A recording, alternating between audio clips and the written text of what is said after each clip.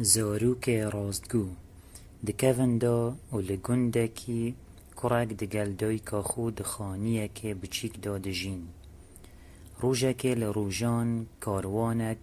دا گشته کد بوشاری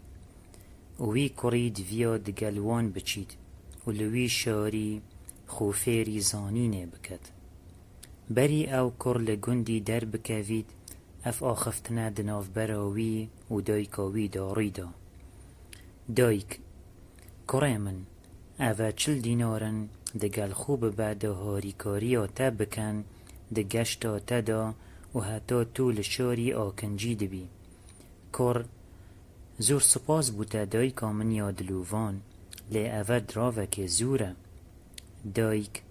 بخم نکوه خوشت ویه من جی تیرا خود راویه هی لی دوه تو سوزه که بده من کر او چه سوزه دایکا من یا خوشتوی دایک سوزه بده تو چه جاران دروی نکی ده هر بارودو خکی دا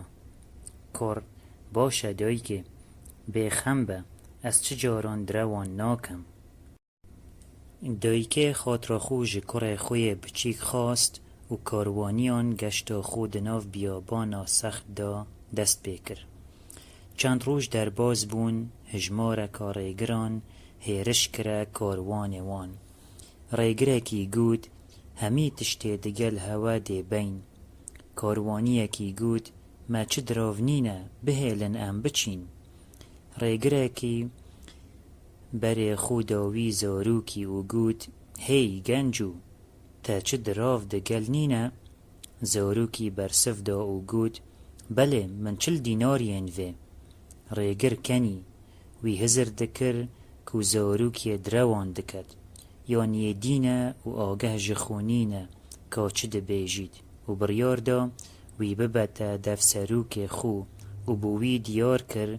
که چه بود ناف براوان دا و که چه وان به درستی 40 دینار دگل دیدن سروک ریگران زاروک بچیک تبوچی وکین دی درو نکر زاروک بری گشتا من دست پی بکد من سوز دا بودای که خو که دروان نکم و نها اسی سوزا خو بودای که خو بجهد اینم پیوین زاروکی کارته کرن لسروکی کر پاشان گود